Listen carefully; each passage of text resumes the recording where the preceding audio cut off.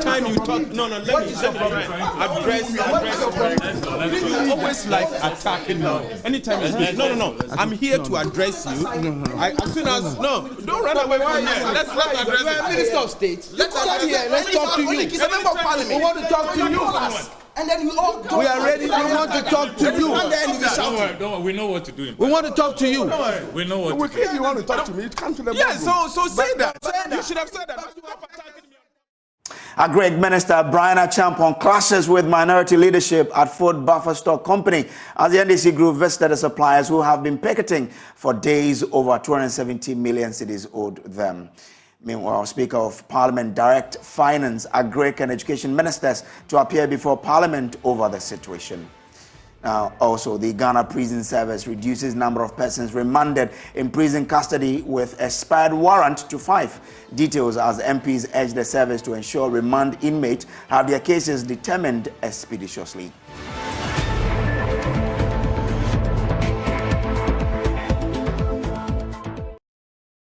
Now, there was a fierce clash between Minister for Food and Agriculture and the leadership of the minority at the National Food Buffer Stock Company when the NDC group went to visit the picketing suppliers. The suppliers have been picketing for almost a week over 270 million cedis owed them. The clash came about after the Agric Minister accused the NDC group of politically mobilizing the picketers to continue their protest despite assurance by government that they will be paid. Parliamentary Affairs correspondent Kwekwa Asante reports.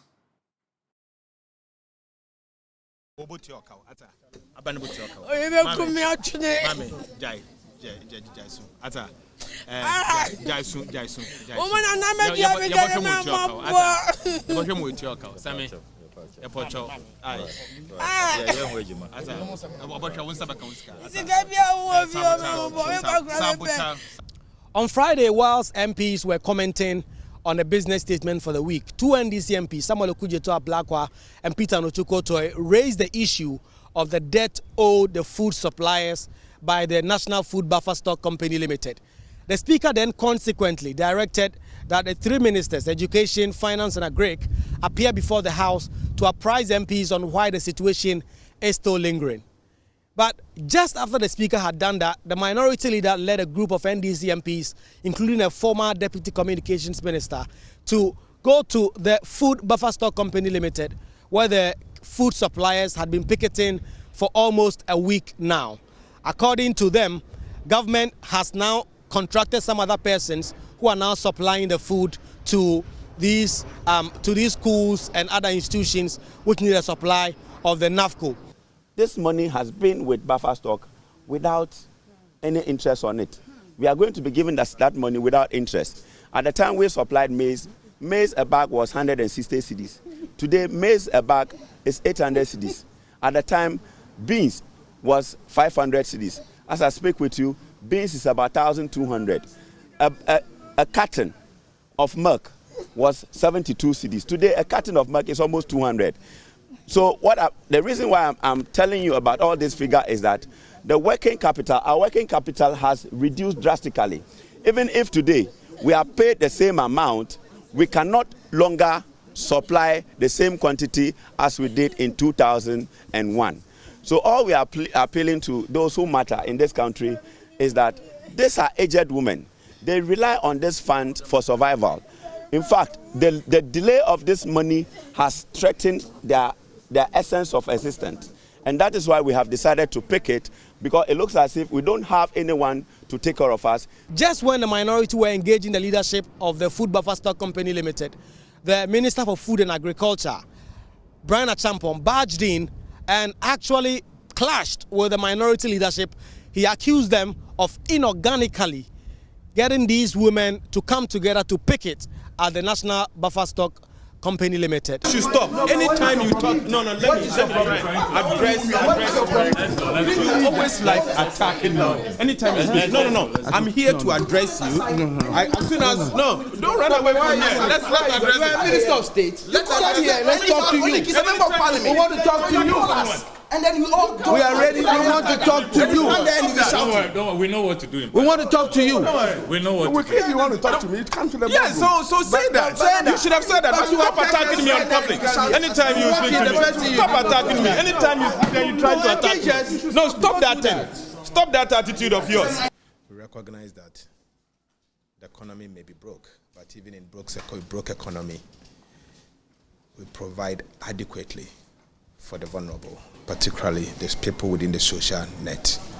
And so we are very, very concerned. And so that's why we came. Maybe you will take 10 to, if there's something, you tell us. It's unfortunate that the CEO himself is not here. We don't really want to put you on the spotlight, but since you are a deputy, your boss should be here, and he's not here, maybe we'll allow you to say a word or two to us, and if there's something we can do to assist. We are more interested in the solution, how to resolve the matter. That's the main reason why we came here, nothing more, nothing less. Yes, it is the case that these suppliers have supplied some goods to buffer stock. Yes, they've made demands for their money. Yesterday, I came and spoke with them and assured them that whatever work was being done to reconcile the numbers and get them paid, I will ensure that it is expedited.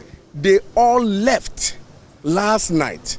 So I am surprised that just when the NDC minority group were coming here, they regrouped to put up this spectacular show. But I want to assure Ghanaians that the issue is simple. They have supplied and they want to be paid.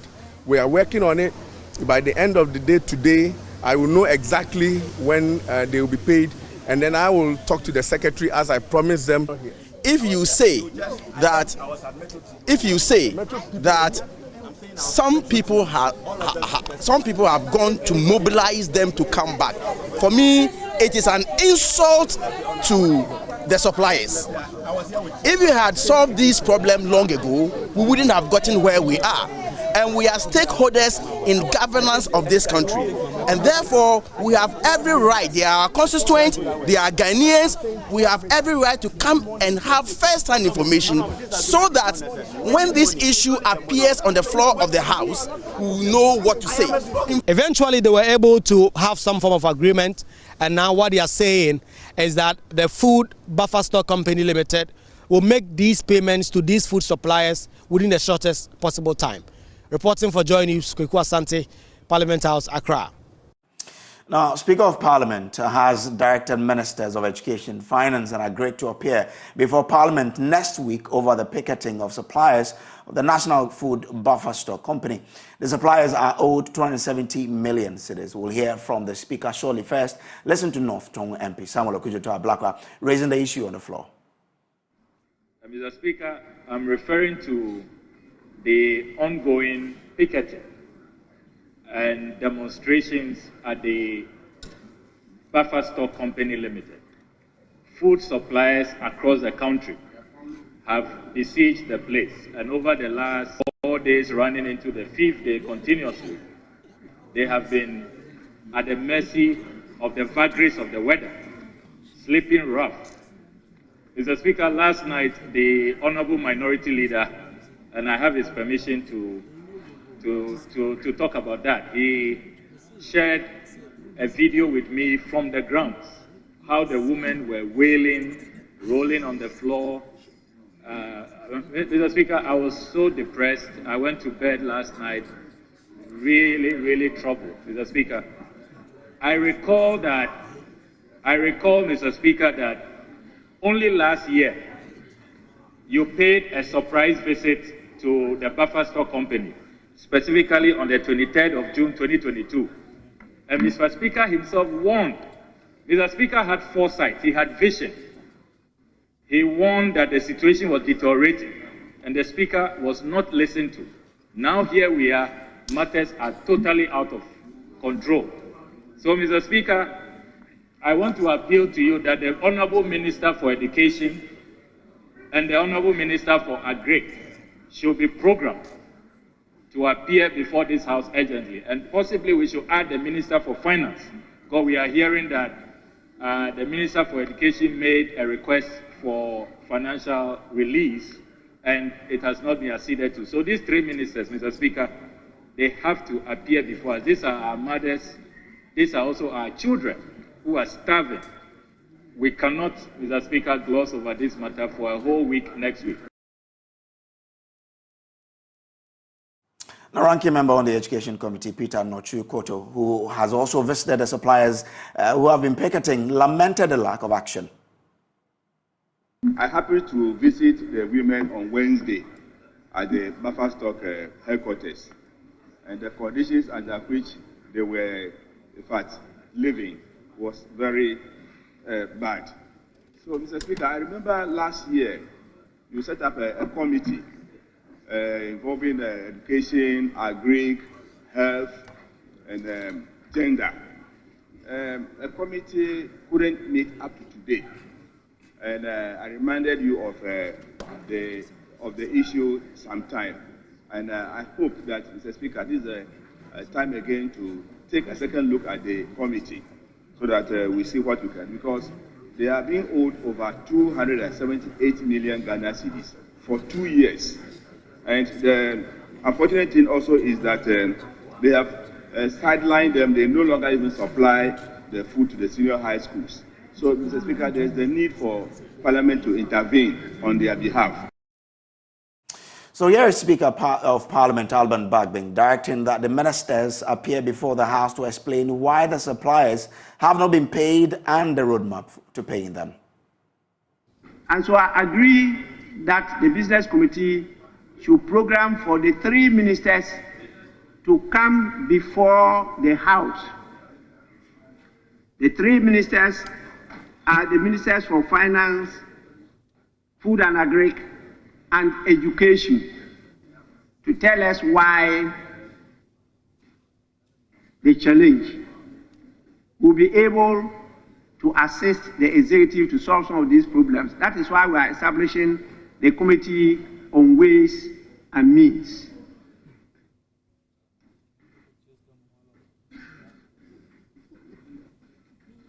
So please, Honorable Clement Apak, you are on point, and I now wait on your reaction to this matter.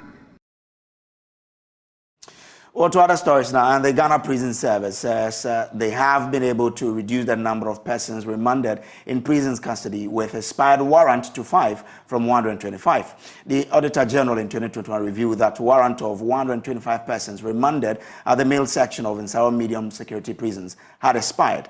This contrasts to number 171 of the Ghana Police Service Instructions 2018, which required that expired commitment warrants to short sentence prisoners be forwarded to the Director General of Prisons for the warrant to be sent back to the court that issued them. The Auditor General in the report therefore recommended a liaison between the Director General of Prisons and the Ghana Police Service to work on the renewal of expired warrant or expedite action on such cases for final judgment. Facing the Public Account Committee of Parliament Friday, the Director General of the Ghana Prison Service, Isaac Kofi Ejir, revealed that the situation has changed drastically. Honorable Chair, we'll be able to dialogue with police, work on it. Out of the 125 expired warrants, as of today, we are left with 6 to be taken care of. And we contacted the police, and they've indicated the dates that they will be coming for them as attached to the reports. So how long have these 6 been in your custody since the expiration of the warrants? Namio. Honorable Chair, we have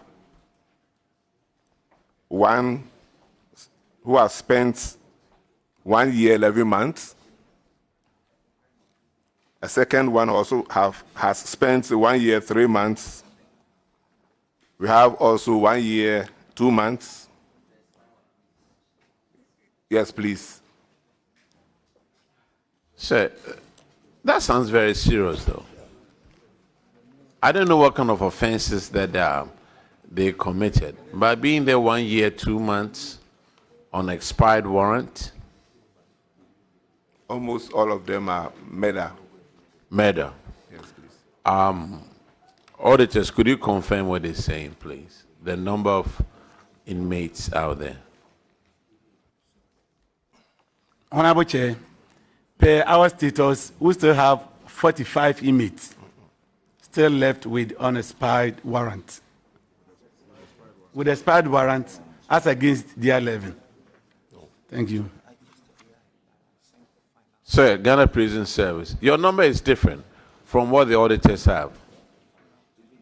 Honorable Chair, we updated just yesterday. Oh. So it's with them. So, but you gave the information to them yesterday? Yes, Honorable Chair. But you had the letter some weeks ago that you were coming here. Honorable Chair, as I said, we kept dialoguing with the police for them to come for the email. So as and when they come, then we update the auditors. Now, members of the committee, Kofi Adams and Roxy Nelson Dafiamapo, urged the service to ensure that remand inmates have their cases determined expeditiously.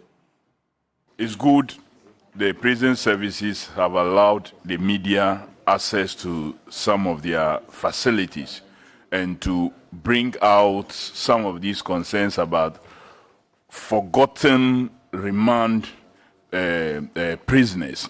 And some of them may just be maybe even allegations, not proven yet. And the more we keep them there, not taking them through the full judicial process for cases to be determined, the more we are keeping them in custody, sometimes for an offense that may not be properly proven in court later. So the prison service should also help on their own and have proper record so they can alert the police to act much more quicker than they are doing and not wait for auditors to come in and review before some actions are taken. Maybe this is just in Sawam. We don't know the situation in other areas. I'm still shocked for auditors to determine that we still have inmates whose warrants have expired, and we are not arranging timeously with prosecution, police prosecution, and the AG's office to have them reviewed and revised and fresh orders given. So going forward, I think that if you submit the monthly reports to prosecution, you should be alerting the AGs. If you alert the AGs, I think that they normally, as part of the Justice for All programs, they can factor some of these people. Well, joining us now is Chief PR of the Ghana Prison Service, Chief Superintendent Vitalis Aye. Grateful to you for joining us. First, what does it mean for someone to be in custody on expired warrant?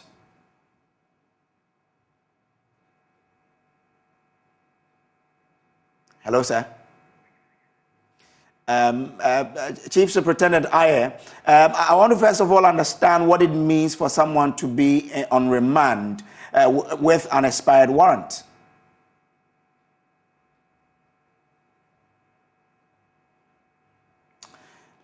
All right, let's speak to lawyer Samson Ayeni, who is also joining us. He's been leading a project advocating for policy and legislative reforms to change this kind of situation. He's joining us now. Lawyer, I'm grateful for you to join us. First, can we understand what it means for someone to be, on remand on an expired warrant? Simply brace. It means you have been accused of an offense. You have been arraigned before the court. The court does not grant you bail, so you are asked to be taken back to custody and to be brought back at a certain time. And then the time you are supposed to be brought back, you get the excuses. So oftentimes there is no fuel, or there's no vehicle, or the officer who is supposed to take this person and take them there is not around. So their warrants expire, and they are in custody illegally, and they are being there. That's what it means. Okay. Now, you are on a project to ensure that this changes. How is your project helping to change this narrative? So, my project, Prison Change, you would have followed us and followed me initially, and you would think that we're simply just seeking to solicit funding and get food supplies, medical supplies, and toiletries for prison inmates. But our focus now is to seek both policy and legislative changes because that will be lasting. Now, you would know that the prison population is far and over and above the permitted numbers that are supposed to be in the prisons. Even those numbers that will be said to be sort of okay to be in the prisons is even too much.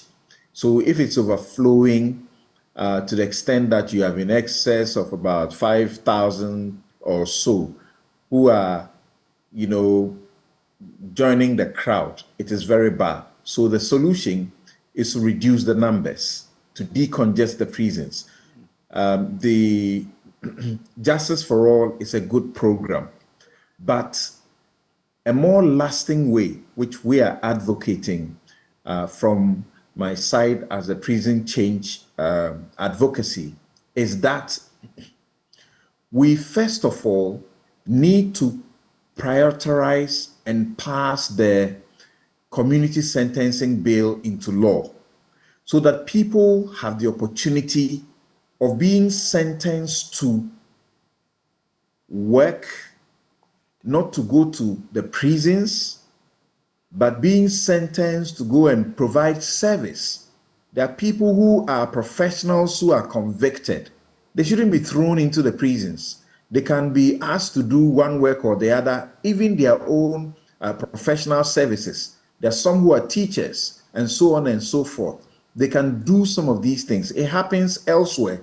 There are some who are health professionals. So first of all, let's prioritize the community sentencing bill so that once we have a community sentencing law, people who go who are given custodial sentence could get this kind of regime, benefit from it.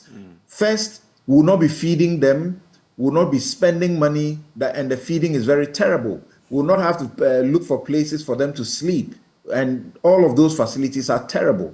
Then second, it is important to have specific timelines within which especially pre-trial detainees should not continue to be in the prisons if their matters have not been dealt with. So if we have legislative, as it were, and policies that says that if you are accused of X offense, your matter should be tried within this particular time. And if you have been put into remand, you are not supposed to be in remand up to this number of days or weeks or months. We will help reduce the congestion that we have in the prisons. Okay. Any signs of your advocacy yielding a change or some results? I'm happy about the fact that in collaboration with the Commonwealth Human Rights Initiative, we brought back the discussion on the community sentencing bill, which had gathered dust many years ago and was forgotten. And then we got the Attorney General involved in discussions, particularly on the law show on the Joy News channel. And we got some commitments that it will see the light of day sometime soon. Okay. And so that is refreshing, hoping that that will be passed. And that is the critical, most important law that we need, so that the custodial sentencing regime, is done away with as the only way to punish people. It's not the best at all. All right. But stay a little while longer with me, because tomorrow on Newsfile, you have the 5th edition of the Joy Change Speaker Series. We know the spotlight is on the Ghanaian media. Why the focus on the media this time? Well, the University of Ghana Department of Communication Studies, at the start of this year, committed resources through the U.S., U.S. Department, through the Media Foundation for West Africa. They sourced money and did good research and produced the document, that is the State of the Ghanaian Media Report 2023. A lot of insights and revelations are there. How poorly journalists are paid, how the ownership of some media is opaque and is unhelpful, how journalists suffer threats and how they are actually at risk, and how some are being maimed, and so on and so forth. So we decided that as a thought leadership program, we should give a lot more focus to that important document and to narrow down on the duty that has been handed to journalists in the Constitution. And that duty is that we have a role in national development. So how are we playing that role? How effectively are we doing that? And what are the challenges and the difficulties that may be faced? Okay. That's why we have assembled these experienced, academics and also practitioners to help us tomorrow from 9 a.m. till 12 to brainstorm and bring out some recommendations to assist us moving forward. Okay. So what should viewers and listeners expect tomorrow?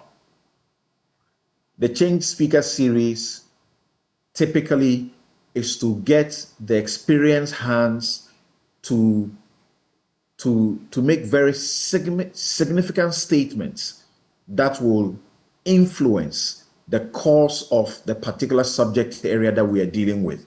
So you can expect that there will be, frank discussions, thought-provoking, ideas and innovative ideas that will be churned out, and hopefully it will help going forward to help us focus more properly on our development agenda as the media, as required in Article 162, Clause 5 of the Constitution, which says that our cardinal job as the media is to uphold the principles, the provisions, and the objectives of the Constitution. And the objectives of the Constitution includes, or more particularly, have to do with developing the democracy, social development, health, the economy, education, and so on and so forth. We have been doing that, but what is missing is what we will pay attention to. We wish you all the best tomorrow, and we will be following as well. Grateful for joining us here. Lawyer Samson Ladi Ayenini is a legal practitioner and a host of the Newsfile show here on the Joy News channel. We'll take a quick break. Do stay with us.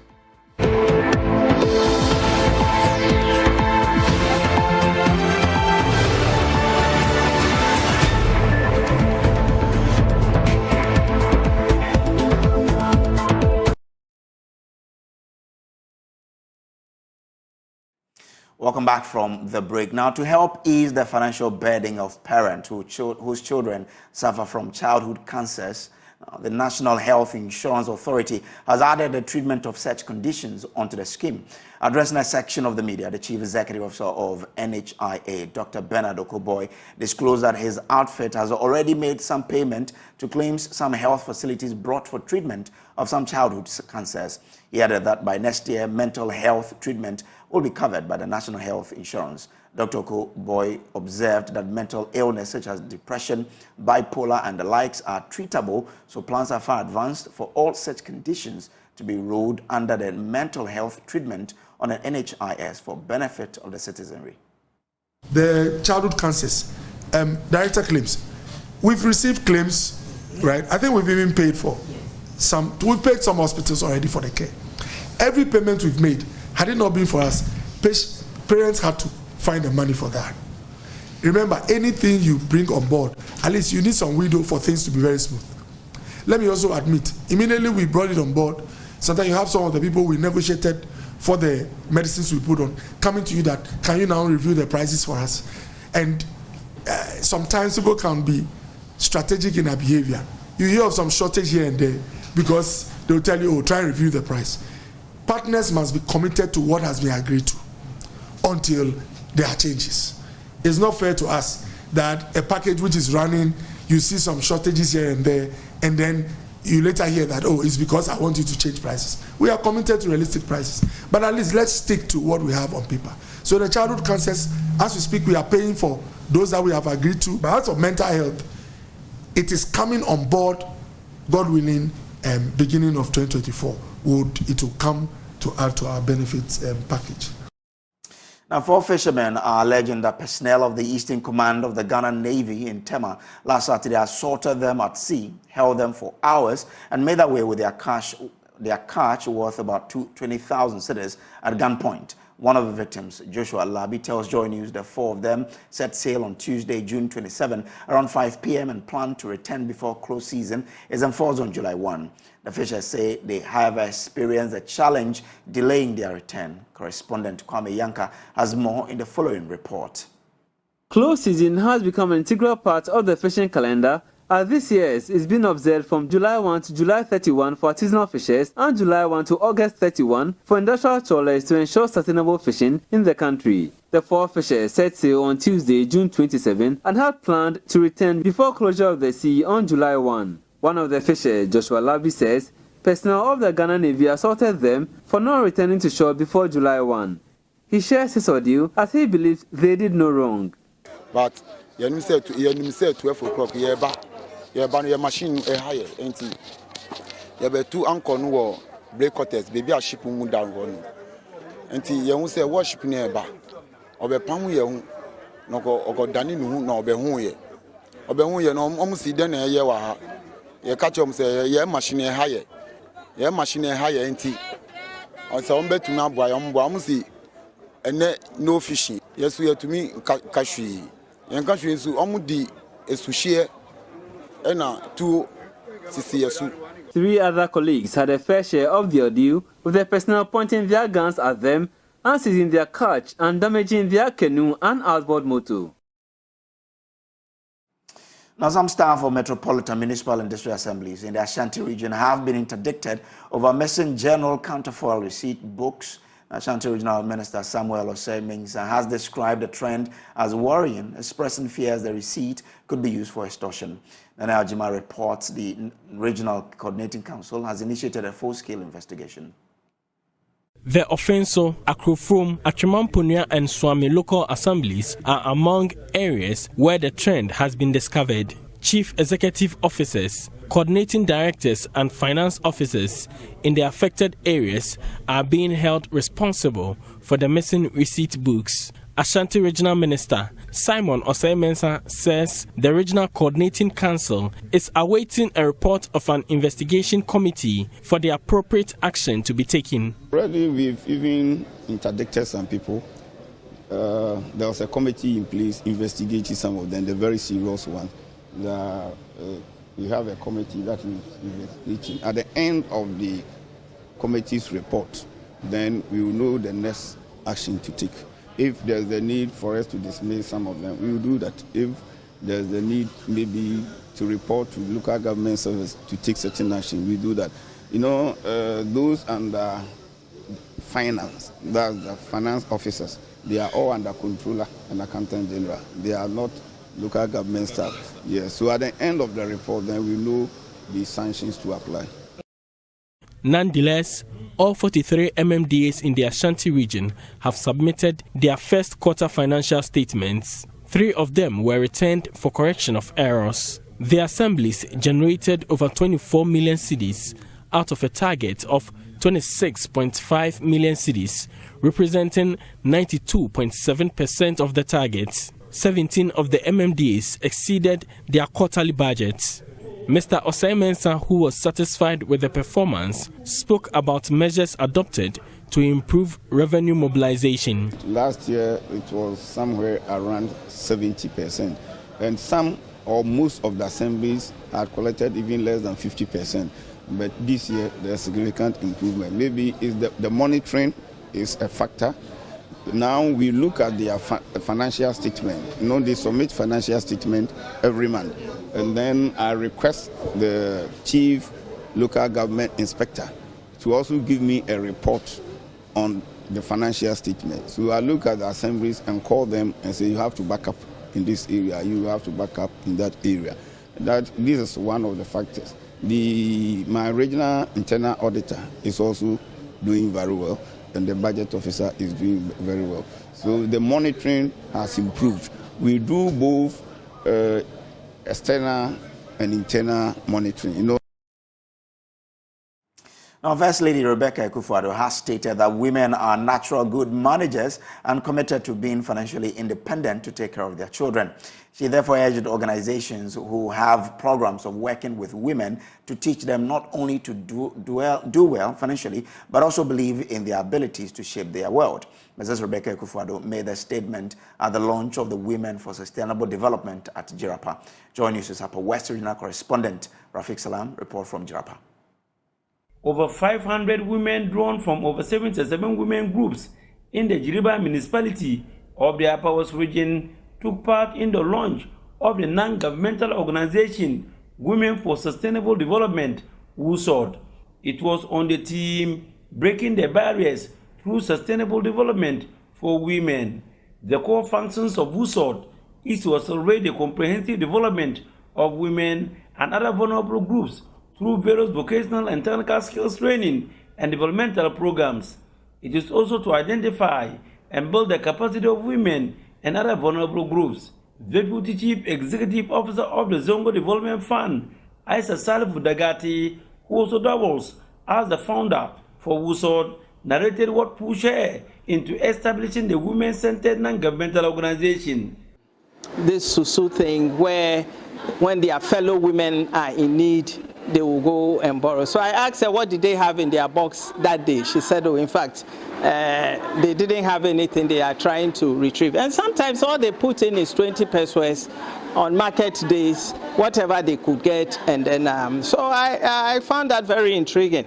And the money I had on me, that homecoming, actually went into all the Susu boxes. I'm not coming to groom my fellow women to start saying we've grown big shoulders. No. First Lady Rebecca Akufo-Addo, who was billed to be at the launch, was unable to do so, but she did through virtual presentation. Women don't want or need handouts. They want and need training, access to finance, and understanding of the market. They need to see themselves as capable managers of their own livelihood. Women are naturally good managers and committed to being financially independent so they can take care of their families. What they need is for society to build them up and encourage them. Muslim scholar and board member of the Zongo Development Fund, Sheikh Abdul Mumendal, who underscored the important role women plays in the society. They provide care, support, and nurturing to their families and are essential to the development of children. The launch also had a royal touch from the Jirapa Traditional Council, pledging their support for the initiative. Reporting for J News, Rafiq Salam, Jirapa. Now, after making a debut qualification to the national tournament, Brekum Methodist Senior High and Technical School ceases not to astound their contenders as they surprisingly progressed to the finals of the Bono Ahafo Zonal Championship for the first time. With an unbroken resolve to prevail, contestants of the school moved from -2 points in the first round to boot out Notre Dame Girls SHS after 4 tie-breaker questions. On the day, 3 other schools, including defending champions St. James Seminary, also secured slot at the final stage of the regional competition. Emmanuel Bright Kweku report from Sinyain. At the end of round 2, Methodist Senior High Technical School, Brekum, is owing me 2 points. So you have -2. Atebubu Senior High School had 3 points. Notre Dame Girls Senior High School had 7 points.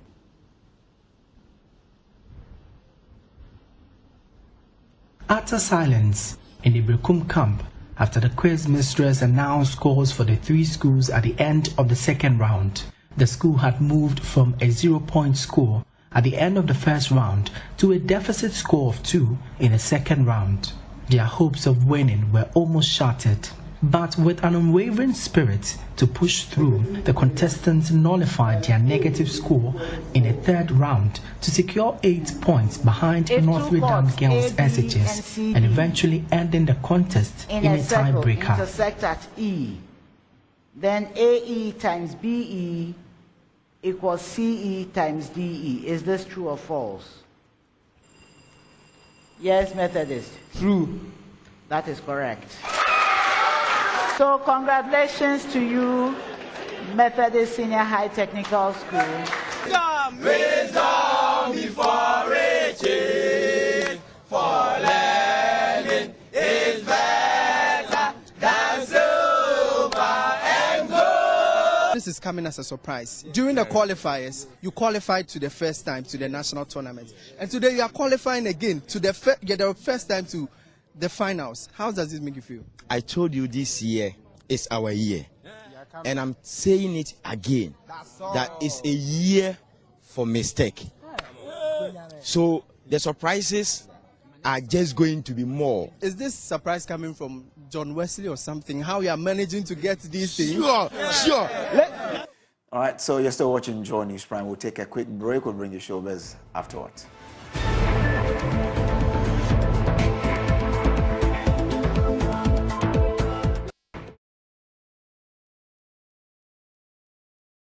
Welcome back. Time for us to do Showbiz, and the Queen with the gist is back on your TV. Hiya. Friday, Brace. It's a Friday, and today we're telling you all about songs that has been released today. First, let's talk about Dinah Hamilton, award-winning gospel recording artist. Say Amen is out, so go out there and stream the song, support Dinah Hamilton's ministry.